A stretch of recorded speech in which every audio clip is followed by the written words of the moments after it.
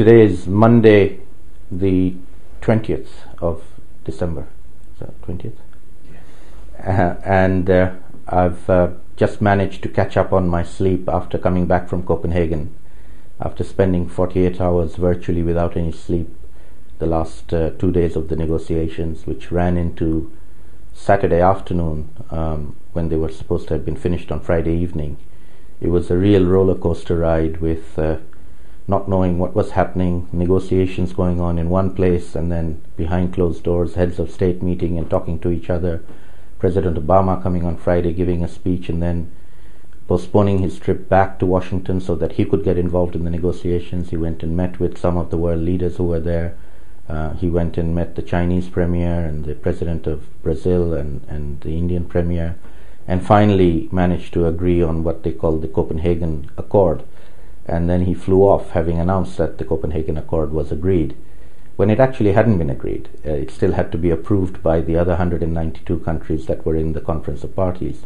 And when they met, a number of the countries objected to this deal that had been cobbled together by a number of heads of state behind closed doors. So after a lot of wrangling and discussions, the final agreement, the Copenhagen Accord, has not been adopted by the COP, or the Conference of Parties. It has simply been noted by the Conference of Parties because there wasn't unanimity or consensus in agreeing to adopt it. What the distinction between adoption and noting is, nobody is really clear yet. But we do have something called the Copenhagen Accord with a number of major countries involved and others going to sign up to. That does not have any targets, but it does agree to a 2-degree temperature rise as a threshold, and to look at a 1.5 degrees after 2016 a review period, and it allows countries to put forward their own reduction targets during the next month.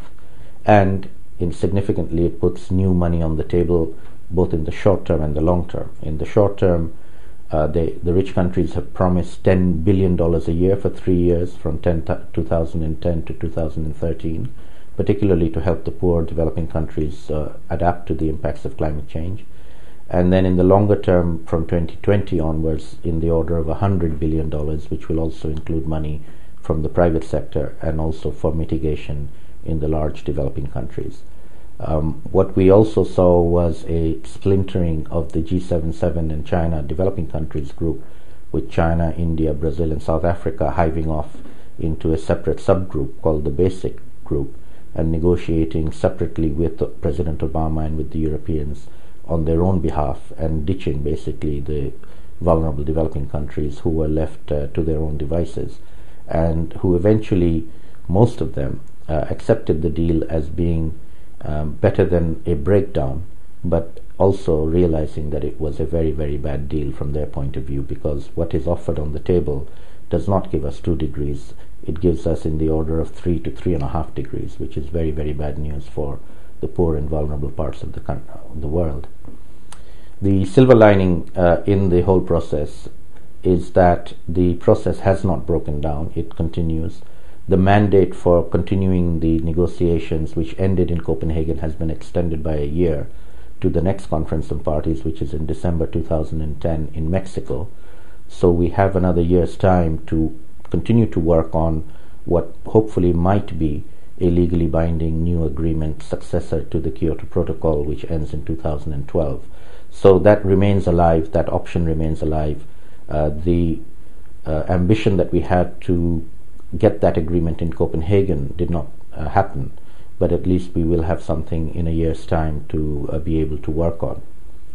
The more promising outcome of Copenhagen is really not so much what the leaders were able to do or unable to do at the last minute on Friday, but a much greater raising of public awareness and public engagement. There were more than 40,000 people in Copenhagen from all over the world, most of them coming on their own expense to demonstrate, to show their solidarity, to show that they wanted action. There was a demonstration on Saturday the 13th where 100,000 people in Copenhagen demonstrated, and there were big demonstrations all over the world.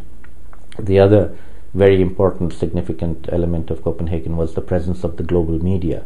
There were hundreds of media representatives, not just from the large developed countries, but also from almost every single small developing country who were covering the story. It was front page news in every country back home. So it's become a domestic issue and not just an international issue. And that level of scrutiny, public awareness, and public engagement will only get bigger, not smaller. And so the hopeful sign for Copenhagen is that we have moved to a new era where this is not something that is cobbled together by some negotiators behind closed doors that the rest of the world is unaware of, but something that will have to be done in the open, and people from all walks of life, from civil society, from the business community, from media, will all be involved in and watching and engaged in over the course of the next year and the next few years. So there remains hope. This is a big challenge. This is a challenge that's not going to go away, and we're going to have to just keep at it, and hopefully public opinion will move the leaders to do the right actions that will be needed sooner rather than later. They botched it in Copenhagen, but they still have time to repair the damage that they've done and rise to the occasion within the next year.